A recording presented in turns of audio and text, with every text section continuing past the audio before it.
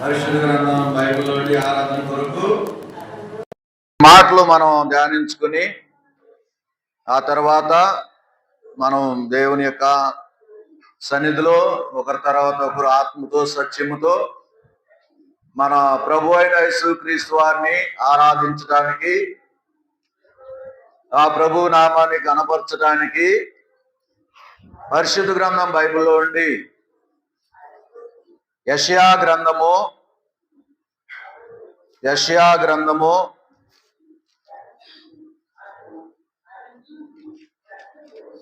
5వ అధ్యాయము, యెషయా గ్రంథము 5వ అధ్యాయము 26వ వచనాన్ని మనం కలిసి చదువుకుందాం. పేజీ నెంబరు 572, యెషయా గ్రంథము 5వ అధ్యాయము 26వ వచనాన్ని మనం కలిసి చదువుకుందాం. ఆయన దూరముగా ఉన్న జనులను పిలుచుటకు ధ్వజమునెత్తును, భూమి ఆకాశం నుండి వారిని రప్పించుటకు ఏలగొట్టును. ఇదిగో వారు త్వరపడి వేగముగా వచ్చుచున్నారు. మరోసారి చదువుకుందామండి. ఆయన దూరంగా ఉన్న జనులను పిలుచుటకు ధ్వజమునెత్తును, భూమి ఆకాశం నుండి వారిని రప్పించుటకు ఏలగొట్టును. అదిగో వారు త్వరపడి వేగముగా వచ్చుచున్నారు. ఆత్మ సాయం కొరకు ప్రార్థన చేసుకున్నాం. ప్రేమగల తండ్రి, కృపగల దేవ, రాజులకు రాజుగా మాకుండి శక్తిమంతుడుగా శాలేము రాజుగా ఆత్మస్వరూపగా మాకుండి ఇప్పుడు వరకు ప్రభా పాటల ద్వారా నీ నామానికి మహిమ తెచ్చుకున్నందుకు స్తోత్రాలు. ఈ వాక్య భాగంలో ప్రవేశిస్తుండగా నీచుని అయోగ్యుని నన్ను జ్ఞాపకం తీసుకు ప్రభా, కనికరించుము. నన్ను నీ అర్హమైన పాత్రగా తండ్రి నన్ను బలపరిచి నీవే వాడుకోమని ప్రార్థన చేస్తున్నావు. ఇంకా రావాల్సిన బిడ్డలు ప్రభా ఎంతో మంది ఉన్నారు అయ్యా. నిర్లక్ష్యముతో అలక్ష్యముతో ఉన్నట్టు వారితో మాట్లాడి నీ ఇంటికి ప్రభా ప్రతి ఒక్కరిని త్వరగా నడిపించి ఈ ఆరాధనలో పాలు పువ్వులు పొందటానికి, యోగ్యమైన రీతిలో శరీరంలో రక్తంలో పాలు పువ్వులు పొందటానికి అయా కృప చూపించవలసిందిగా వేడుకుంటూ నన్ను ఈ పాత్రగా సాధనగా చేసుకుంటూ రమ్మని యేసు నామములో ప్రార్థించి వేడుకుంటున్నా మా తండ్రి, ఆమేన్.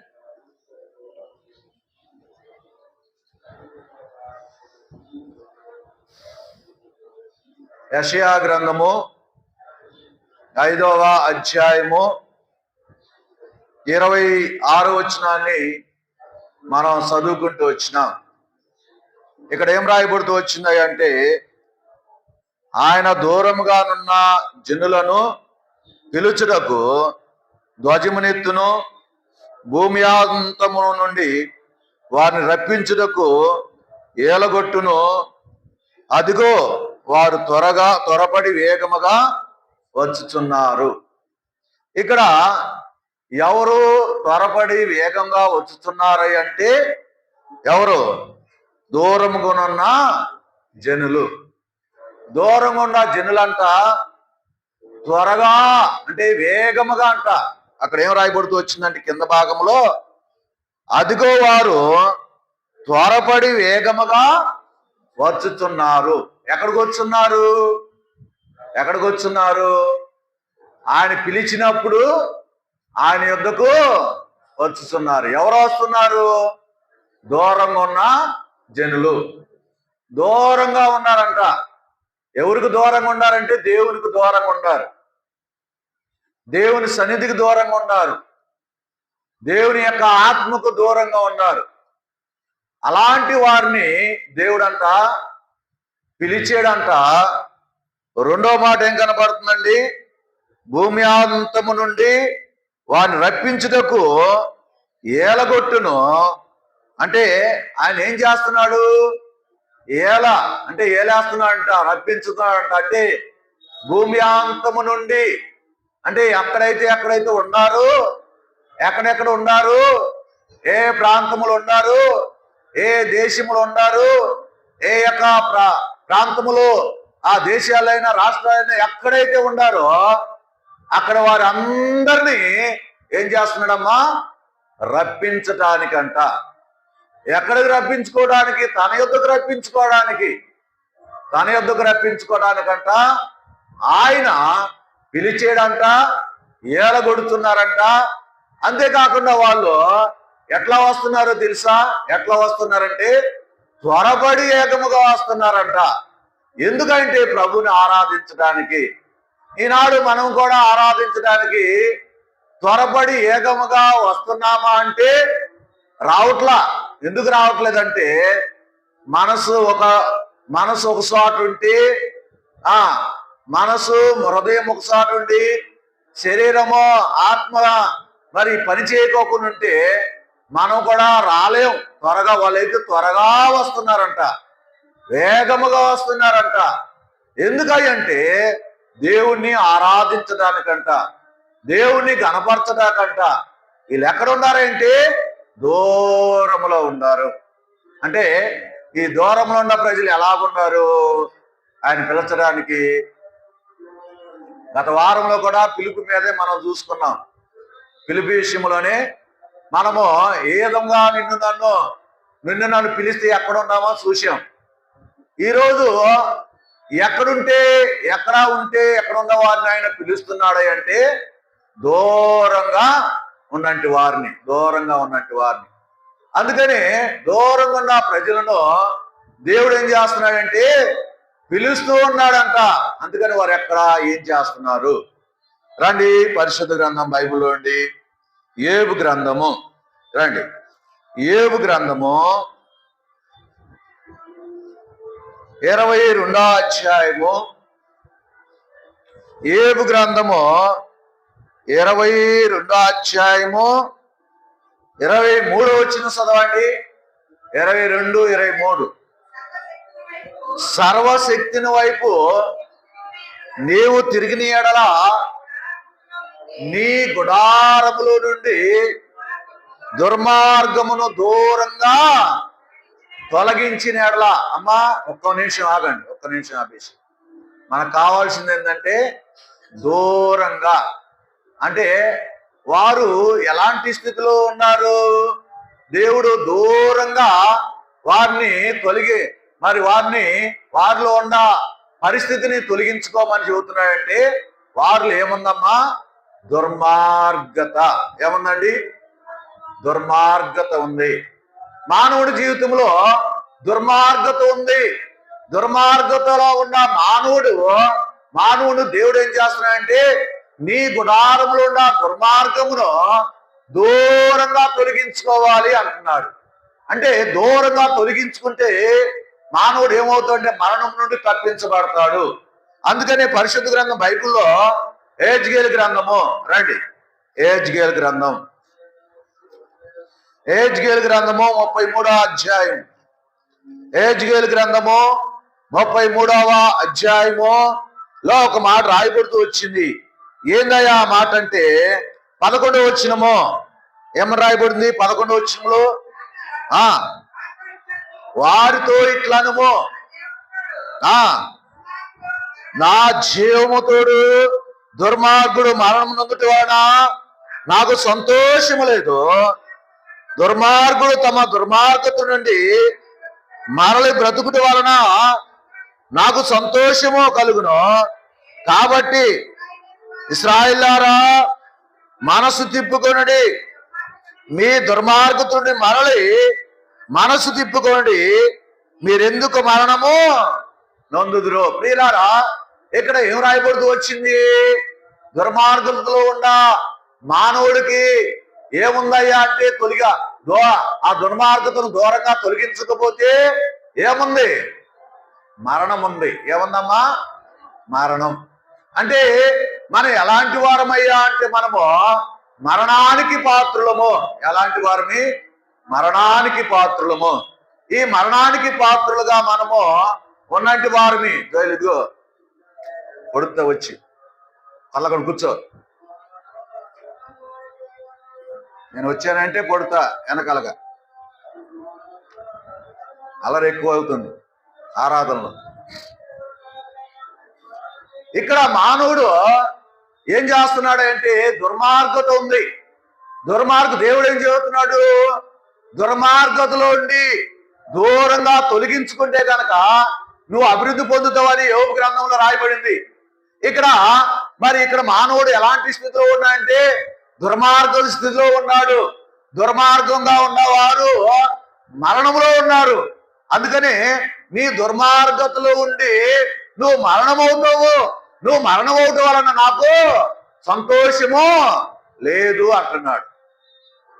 అందుకని నువ్వు నేను కూడా ఒకప్పుడు ఎలాగున్నా, ఆనాడు ఇశ్రాయేలు ప్రజలు, ఈనాడు నువ్వు నేను కూడా ఎలాగున్నామంటే ఒకప్పుడు దుర్మార్గముగా జీవించి దుర్మార్గం అలా ఉంది కాబట్టి దేవునికి ఎక్కడ ఉన్నామంటే దూరంగా ఉండవు. ప్రభా, నేను ఒకప్పుడు నాలో దుర్మార్గత ఉంది కనుక నేను దూరంగా ఉన్నానయ్యా, అందుకని నీ యుద్ధకు రాలేకపోతూ వచ్చినాను ప్రభా.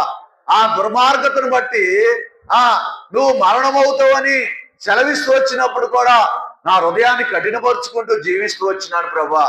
అయ్యా, ఈ దినాన నువ్వు నన్ను పిలుచుకొని నాకు రక్షణ దూరంగా నాకు రక్షణ ఇచ్చి నన్ను బలపరుస్తూ వచ్చిన తండ్రిగా నాకు అన్నందుకు వందనాలు స్తోత్రాలు అని చెప్పి ప్రభు సన్నిధిలో మనం ఏం చేయాలమ్మంటే ఆరాధించేవారుగా ఉండాలి.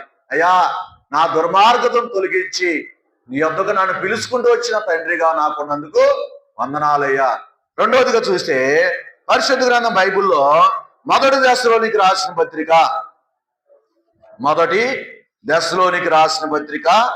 5వ అధ్యాయము, మొదటి దశలోనికి రాసిన పత్రిక 5వ అధ్యాయము 22వ వచనం చదవండి. ప్రతివిధమైన కీడునకును దూరంగా ఉండుడి. అమ్మా, రెండవ మాట ఏం కనపడుతుంది అంటే కీడు. మనం ఏం చేసామో ఒకప్పుడు ఇతరులకు ఏం చేసామో, ఇతరుల విషయంలో ఎలా ఉన్నామో కీడు చేశాం.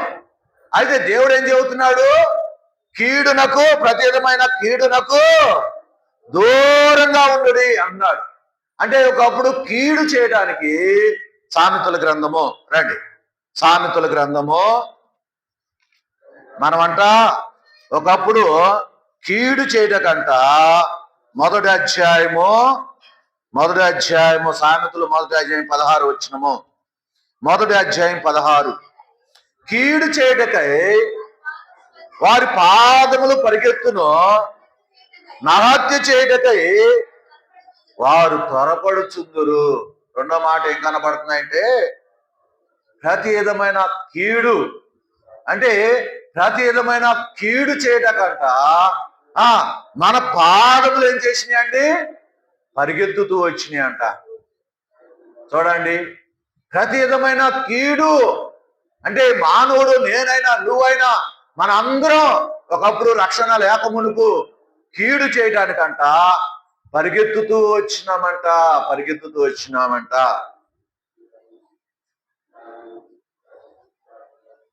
ఏసేపు అన్నలు ఏసేపు విషయంలో ఏం చేశారమ్మా? ఏం చేశారు? కీడు చేశారు. అవునా? కీడు చేశారు. కీడు చేసిన వారు ఎక్కడున్నారు అంటే ఎక్కడున్నారు? అపరాధములో ఉన్నారు వాళ్ళు. అందుకనే వారు అపరాధములంట బట్టంట వాళ్ళు అనుకున్నారు, అరే మనం కీడు చేసాం కదా మన సహోదరుడికి, ఇప్పుడు మనము మన తండ్రి చచ్చిపోయాడు, ఇప్పుడు చేసిన కీడుకు ఇప్పుడు ఏసేపు ఏం చేస్తాడు? బ్రతికీడు చేస్తాడేమో అని భయపడ్డారు. కానీ ఏసేపు మాత్రము, ఏసేపు అంటే యేసు ప్రభు వారికి సాదృశ్యంగా ఉన్న యేసు ప్రభు వారు, అంటే ఏసేపుని యేసు ప్రభు వారు సాదృశ్యంగా ఉన్నాడు కనుక ఇప్పుడు యేసు ప్రభు వారి కింద, ఏసేపుని యేసు ప్రభు వారి కింద వేసుకో. ఇప్పుడు కీడు చేసిన మరి సహోదరులు ఉంటే మరి ఇప్పుడు ఏసేపు కూడా లెక్క అయితే తండ్రి స్వభావం, యేసుక్రీస్తు యొక్క స్వభావం ఉంది కనుక తనేం చేయలేదమ్మా? కీడు చేయలే. అయితే మన స్వభావం అంతా ఏంటి అంటే ఒకప్పుడు కీడు చేసే స్వభావము. కీడు చేయటానికి మన పాదములు పరిగెత్తిని అంట. రెండో మాట అక్కడే ఇంకో మాట ఏం కనపడుతుందండి? నరహత్య చేయుటకై వారు త్వరపడుచుందురు. అయ్యా, నాలో అనేకమైన నిజంగా ప్రభువా కీడు చేయటానికి అయ్యా ఎవరికో కాదయ్యా, ఎవరికో కాదు, నా సహోదరులకి అయ్యా, నా ఇంటి వారికి, లేకపోతే నా యొక్క తోబుట్టిన వారికి అయ్యా ఒకప్పుడు నేను వారికి కీడు చేశానయ్యా. తెలియక ఏం చేసామో యేసు ప్రభుని ఎరిగిన తర్వాత కీడు చేసినప్పుడు ఒకవేళ కీడు చేసామని మనం మళ్ళీ ఏమొచ్చిందంటే పశ్చాత్తాపం అనేది వచ్చింది. ప్రభా, నేను ఆ సహోదరుడికి కీడు చేశానయ్యా అయ్యా అని చెప్పి ప్రభు దగ్గర క్షమాపణ వేడుకుంటాం. రెండోదిగా అవసరమైతే ఆ యొక్క కీడు చేసిన వ్యక్తి దగ్గరికి వెళ్ళి ఏమడుగుతామంటే క్షమాపణ అడుగుతాం. ఒకప్పుడు ఈ క్షమాపణ మనలో లేదు, ఈ క్షమాపణ లేదు మనలో. అందుకే ఆ కీడు చేయడానికి మన పాదములు పరిగెత్తు వచ్చి నరహత్య చేయడానికై వారు త్వరపడి వెళ్ళేవారిగా ఉన్నారు. ఇది రెండోదిగా మనం చూస్తున్నాం. మూడోదిగా చూస్తే పరిశుద్ధ గ్రంథం బైబిల్లో రాయబడుతూ వచ్చిన మాట ఏంటంటే 1 కొరింథీయులకు రాసిన పత్రిక రండి. 1 కొరింథీయులకు రాసిన పత్రిక 6వ అధ్యాయము, 1 కొరింథీ 6వ అధ్యాయము 18వ వచనంలో ఏమని రాయబడుతూ వచ్చింది?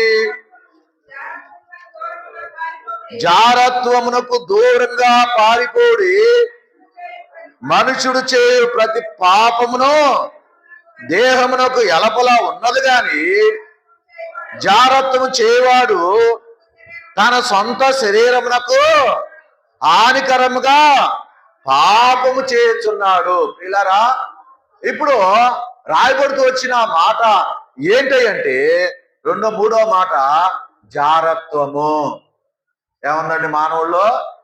జారత్వం. ఈ జారత్వాన్ని బట్టి మానవుడు ఏం చేసుకున్నాడు? తన సొంత శరీరానికి ఏం చేస్తున్నాడండి? హాని చేసుకుంటున్నాడు. హాని చేసుకోవడం అంటే ఇప్పుడు నా శరీరాన్ని నేనే హాని చేసుకుంటున్నా.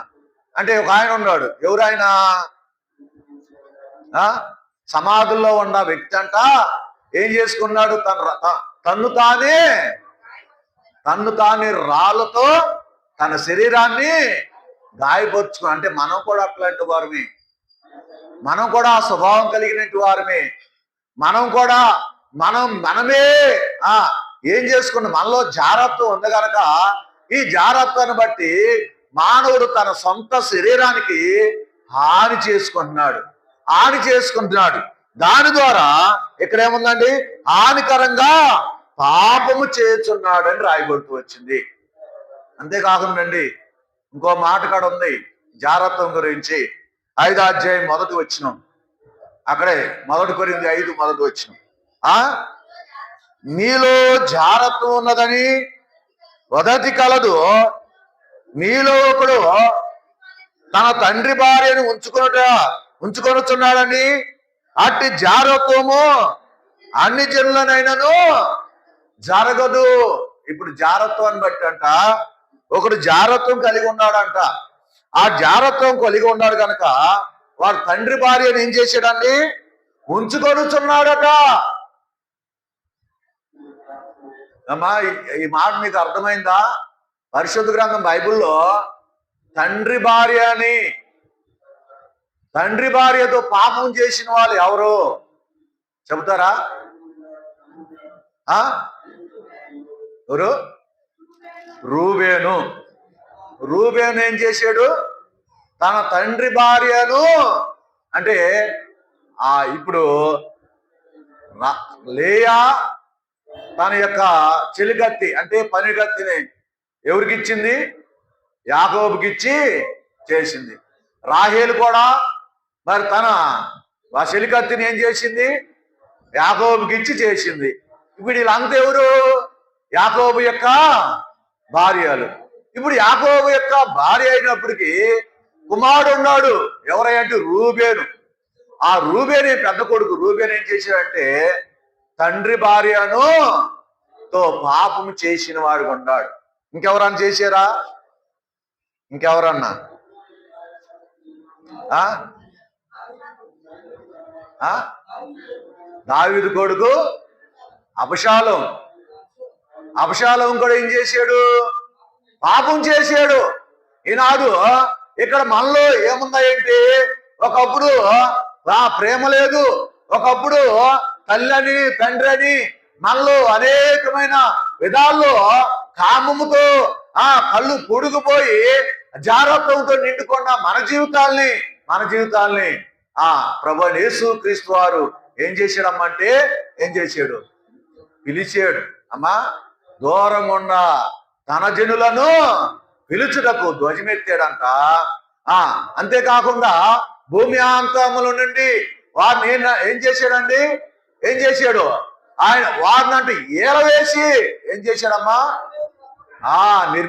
వాళ్ళంట ఏం చేశాయంటే, వాళ్ళని ఏర్పరచుకోవడమే కాకుండా ఏలవేసి వారిని అంట మరి వారిని దేవుని యొద్దకు తను నడిపిస్తూ వచ్చినాడంట. అలాగే మన జీవితంలో కూడా ఒకప్పుడు ఈ జారత్వంతో నిండుకొని ఉన్నాం. ఈ జారత్వం కలిగిన వారందరూ కూడా ఏమవుతారు? దేవుని యొక్క ఉగ్రతకు పాత్రులు. కీడు చేసిన వారు కూడా దేవుని ఉగ్రతకు పాత్రులు. దుర్మార్గంగా జీవించిన వాళ్ళు కూడా దేవుని ఉగ్రతకు, ధర్మశాస్త్ర ప్రకారం అయితే దేవుని ఉగ్రతకు పాత్రులు. అంతేకాకుండా పరిశుద్ధ గ్రంథం బైబిల్లో ఇంకొక మాట ఏం రాయబడుతూ వచ్చిందంటే, రండి పరిశుద్ధ గ్రంథం బైబిల్లో మొదటి తిమోతి రాసిన పత్రిక, రండి మొదటి తిమోతి రాసిన పత్రిక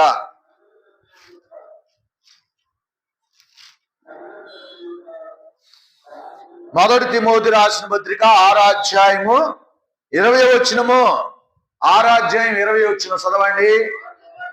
ఓ తిమోతి, నీకు అప్పగింపబడిన దాన్ని కాపాడి అపవిత్రమైన వట్టి మాటలకు జ్ఞానమనే అబద్ధంగా చెప్పబడిన విపరీత వాదములకు దూరంగా ఉండుము. వీళ్ళారా, 4వ మాట ఏం కనపడుతుంది అంటే, విపరీతమైన వాదములు. అమ్మా, ఏ వాదనలు అయ్యి? విపరీత వాదనలు. ప్రతి మనిషితో మనిషికి ఏమాడుకున్నావంటే ఒకప్పుడు వాదం. నువ్వెంత అంతేనా? నువ్వెంత వాదం ఆడుకున్నాం. ఒకరికొకరు పడిగేది కాదు, ఒకరికొకరు పొసిగేది కాదు.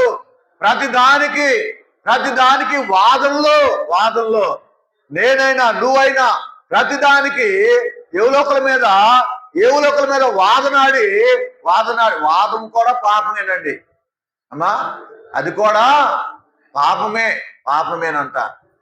ఆ వాదంలో ఒక్కోసారి మనం అంటాం, ఏం చేస్తామంటే అబద్ధం ఆడతాం కదా.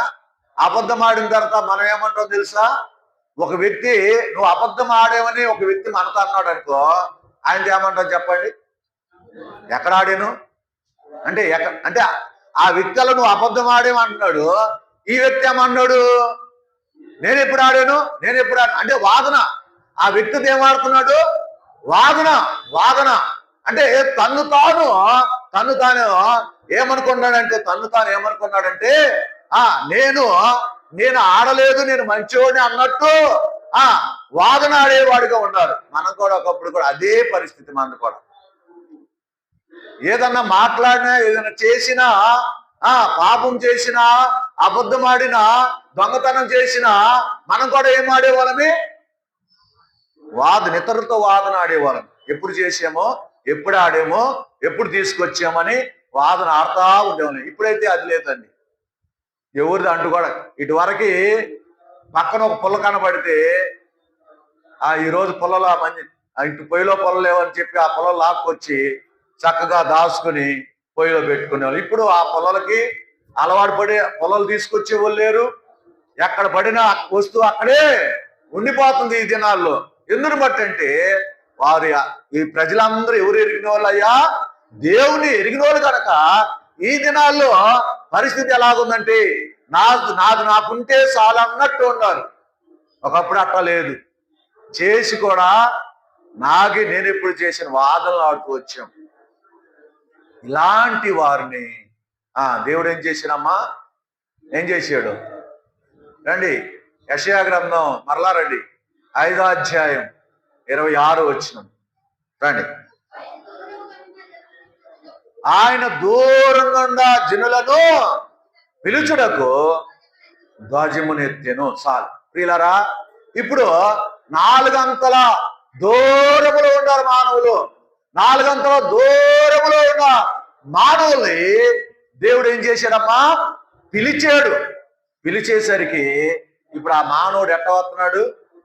దేవుని దగ్గరికి వస్తున్నాడు. ఇప్పుడు దేవుని దగ్గరికి వచ్చేటప్పుడు ఒక మాట చూడండి, లోకాసు వార్త రండి, లోకాసు వార్త. ఇప్పుడు దూరం ఉన్న కుమారుడు కూడా తండ్రి వద్దకు వస్తున్నాడు. తండ్రి వద్దకు వస్తుంటే అవన్నీ ప్రాముఖ్యం మనకు కాదు, కానీ 20వ వచనం చదవండి. 20వ వచనం 15వ అధ్యాయము, లోకాసు వార్త 15వ అధ్యాయము 20వ వచనం. వాడు ఇంకా దూరంగా ఉన్నప్పుడు తండ్రి వారిని చూచి కనికరపడి పరిగెత్తి వాడి మెడ మీద పడి. చూడండి ప్రియులారా, ఇప్పుడు తండ్రి విడిచిపెట్టాడా అమ్మా? చెప్పండి, విడిచిపెట్టాడా? యేసుప్రభు వారు విడిచిపెట్టలా. నన్ను విడిచిపెట్టలా, నిన్ను విడిచిపెట్టలా. దూరంలో దుర్మార్గంగా జీవిస్తున్న నన్ను, కీడు చేస్తున్న నన్ను, జారత్వంలో ఉన్న నన్ను, విపరీతవాదంలో ఉన్న మనల్ని దేవుడు విడిచిపెట్టాడంటే అంత దూరంలోనే ఉన్నామంట. అంత దూరంలోనే ఉన్నాడంట, చాలా దూరంలోనే. తండ్రి కుమారుడు చూశాడంట పరిగెత్తుకుంటా. ఎవరు పరిగెత్తుకుంటూ వెళ్ళారు? ఎవరు పరిగెత్తుకుంటా? తండ్రా కుమారుడా? తండ్రే పరిగెత్తుకుంటూ వెళ్ళాడు. మన కోసం ఎవరు వచ్చాడమ్మా? తండ్రే వచ్చాడు. ప్రియులారా, అందుకని పాట ఉంది. ఏమని పాట రాయబడుతూ వచ్చిందంటే, నీ దూరమైతే నీకు నసిగించితి లోకమునా, దూరమైతే నీకు నసిగించితి లోకమునా, నేడు గాయించాలేదు నీ హృదయ ప్రేమను, యేసు నన్ను ప్రేమించితివి, ఆశ్రయము లేనప్పుడు నీ శరణు వేడగా నా పాప భారం తొలగి, యేసును ప్రేమించితివి. ప్రియులారా, ఎవరు ప్రేమించారు మనల్ని? ఎవరు ప్రేమించారా అంట? ఎవరు ప్రేమించారు అంటే దూరమైతే నీకు, అంతేకాకుండా నశించింది లోకంలో. దూరంగా ఉన్న మనము నశించిపోయే లోకములో ఉంటున్న మనల్ని తన హృదయ ప్రేమను మన పైన చూపించాడండి. చూపించి ఆ తండ్రి ఇంకా దూరంగా ఉన్నప్పుడు ఆ తండ్రి, వృద్ధాప్యంలో ఉన్న తండ్రి కుమారుడు కోసము పరిగెత్తుకుంటా వెళ్ళి ఆ కుమారుని మెడ మీద పడి ఏం చేశాడమ్మా? కౌగిలించుకుని ముద్దు పెట్టుకున్నాడు. ఎంత గొప్ప ప్రేమ అండి ఆ ప్రేమ! 4 గంటల పాప జీవితంలో జీవిస్తున్న కుమారుడు, నువ్వు నేను ఆనాడు ఇశ్రాయేలు ప్రజలు ఇలాంటి పాప జీవితంలో జీవిస్తున్న నిన్ను నన్ను ఆ తండ్రి ఎంతగా ప్రేమించాడు. ఆ ప్రేమ అంట ఎక్కడి నుంచి వచ్చిందండి? హృదయంలో నుండి వచ్చిందంట. అందుకని రోమీలు రాసిన పత్రిక 5వ అధ్యాయము 8వ వచనం చదవండి. దేవుడు మన ఎడలా అనే మాట. అయితే దేవుడు మన ఎడల 5వ వచనము రాయబడుతూ వచ్చిన మాట ఏంటంటే, అమ్మా ఇప్పుడు అదేనా? 8వ వచనం కరెక్టే, 8వ వచనం. అయితే దేవుడు మన ఎడల తన ప్రేమను వెల్లడి చేస్తున్నాడు. ఎట్లనగా మనం ఇంకను పాపులమై ఉండగా క్రీస్తు మన కొరకు. చూశారా? తన ప్రేమనంట ఏం చేస్తున్నాడండి? ఎల్లడపరుచున్నాడంట. పై వచనములు కూడా, ఇంకా పై వచ్చిన 5వ వచనం ఏముందా? 5వ వచ్చిన చూడండి. ఎందుకనగా ఈ నిరీక్షణ మనలను సిగ్గుపరచదు, మనకు అనుగ్రహింపబడిన పరిశుద్ధ ఆత్మ ద్వారా దేవుని ప్రేమ మన హృదయములలో కుమ్మరించబడి ఉన్నదంట. అమ్మా, దేవుని ప్రేమ ఎట్లా కుమ్మరించబడిందండి? మన హృదయములో కుమ్మరించబడిందంట. మన హృదయంలో ఆయన ప్రేమను కుమ్మరించిన తర్వాత ఇప్పుడు ఆయన మనల్ని ప్రేమించి ఆయన ఏమయ్యాడమ్మా? ఏమయ్యాడు? చనిపోయాడా బతికాడా? చనిపోయాడండి. చనిపోయినా ఆయన ఇప్పుడు ఆయన దూరంగా మనల్ని పిలిచి నిన్ను నన్ను ప్రేమించి నీ మీద నా మీద తన ప్రేమను కుమ్మరించి ఎఫెసీయులకు రాసిన పత్రిక 2వ అధ్యాయములో 13వ వచనము ఏమని రాయబడింది? 2వ అధ్యాయము 13వ వచనము, ఆయనను మునుపు దూరస్తులైన మీరు ఇప్పుడు క్రీస్తు యేసునందు క్రీస్తు రక్తం వలన సమీపస్తులై ఉన్నారు. ఏమయ్యారండి?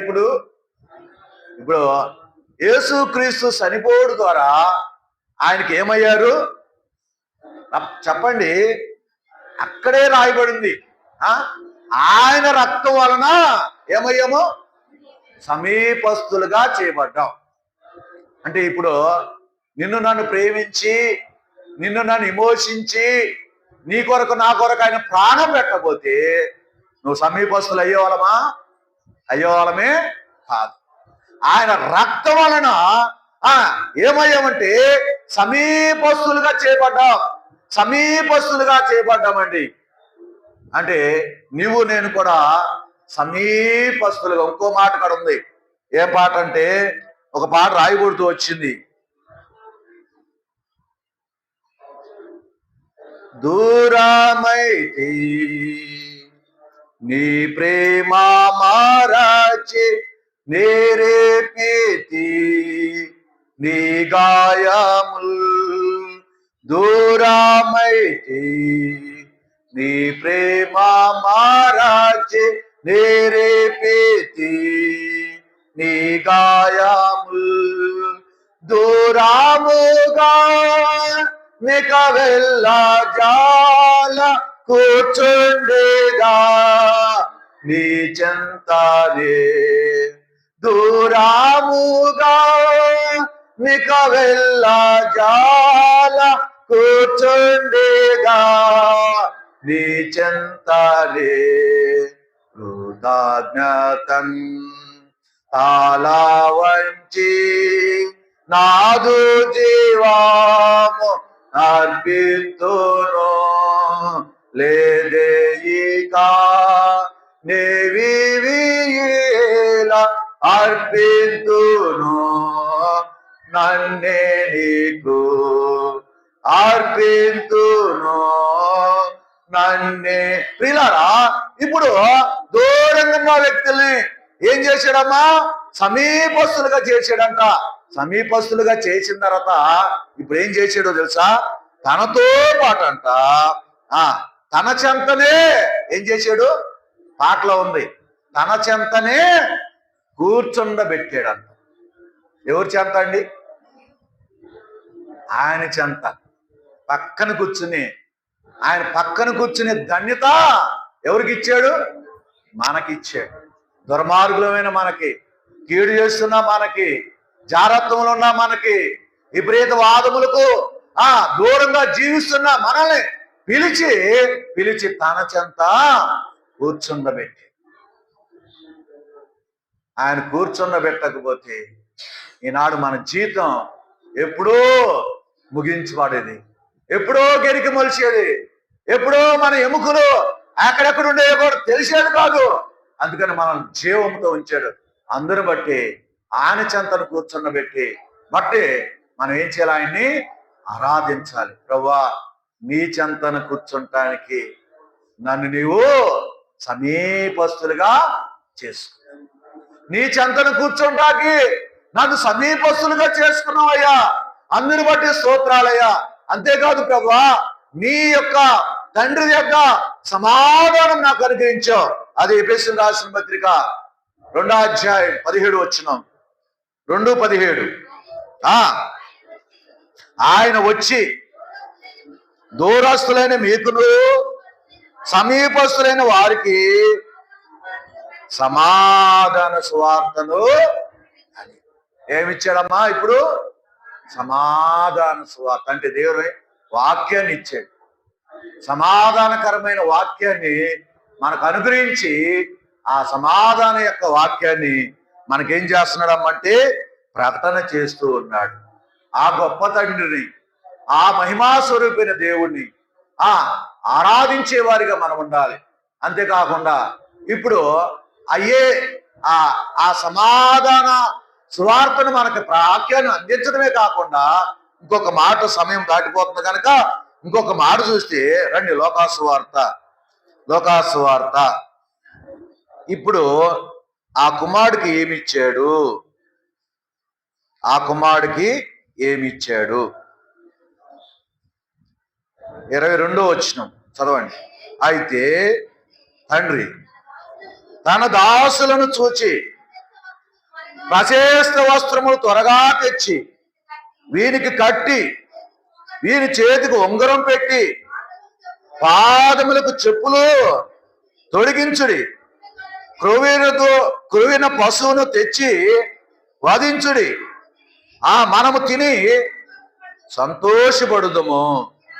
ఈ నా కుమారుడు చనిపోయి మరలా బ్రతికిను, తప్పిపోయి దొరికినని చెప్పి అంతటా వారందరూ సంతోషించసాగిరి. ప్రియులారా, ఇప్పుడు ఏమొచ్చిందండి ఆ బిడ్డకి? ఇప్పుడు ఆ బిడ్డకి ఏమేమి వచ్చినాయి? వస్త్రాలు వచ్చినాయి. ఇంకా ఏమొచ్చినాయి అండి? ప్రశస్త వస్త్రాలు వచ్చినాయి, చేతికి ఉంగరం వచ్చింది, పాదాలకు చెప్పులు వచ్చినాయి. చూసారా? ఈ కుమారుడికి ఎక్కడ లేని ఆ తండ్రి దగ్గర ఎంత ఆ చెంతను కూర్చుండి ఆ తండ్రితో సమాధాన పడిన తర్వాత ఆ తండ్రి యొక్క నుండి ఏమొచ్చినాయో చూసారా? ప్రశాస్తమైన వస్త్రాలు, బంగారము, పాదములకు చెప్పులు, క్రొవ్విన దూడను వధించి ఈ నా కుమారుడు చనిపోయి బ్రతికాడు అని జనులందరూ పిలిచి సంతోషముతో ఆ విందును సిద్ధపరిచాడు. ప్రియులారా, ఆ విందు దేన్ని వధించాడంటే, దేన్ని వధించాడమ్మా? లేక దూడను. మన కోసం వధించబడిన వ్యక్తి ఎవరంటే ప్రభు అయిన యేసుక్రీస్తు వారు. వధించబడి మన కొరకు ఆ మధ్యలో ఉంచిన ప్రభు యొక్క శరీరాన్ని, ఆ రక్తాన్ని ఆ విందుగా మనకు సిద్ధపరిచించాడు. అట్టి గొప్ప దేవుణ్ణి మనం ఏం చేద్దామో? ఆరాధించేవారిగా మనం ఉందాం. అట్టి కృపా దేవుడు మనకు అనుగ్రహించి నడిపించును గాక. దూరంలో ఉన్న తన జనులను పిలుచుటకు ఆయన ధ్వజం ఎత్తాడు. ఎవరెవరు ఏ స్థితిలో దూరంగా ఉన్నారు దేవునికి? ఇప్పుడు మీకు ప్రశ్న వేసా. బైబిల్ మూసేసారు కదా, బైబిల్ మూసేసుకుని ఇప్పుడు మీకు ప్రశ్నలు వేస్తా. అయితే ఇప్పుడు చెప్పాలి సమాధానం. ఇప్పుడు దాకా వాక్యమే చెప్పా. మీరు ఆరాధించడానికి మీ నోటి నుండి ఏమేమి వస్తాయో, ఒక ప్రశ్న ఆడవాళ్ళని, ఒక ప్రశ్న మగవాళ్ళని. మొట్టమొదటి ఎవరు చెబుతారు? మీరే చెబుతారా? ఎలాంటి వారిని? దుర్మార్గంగా జీవించిన వారిని ఆయన పిలిచాడు. రెండోది బ్రదర్స్. ఇక నువ్వు చెప్పావు కనుక ఇంకో మాట నువ్వు చెప్పమాక, యజమానులు చెప్పాలి.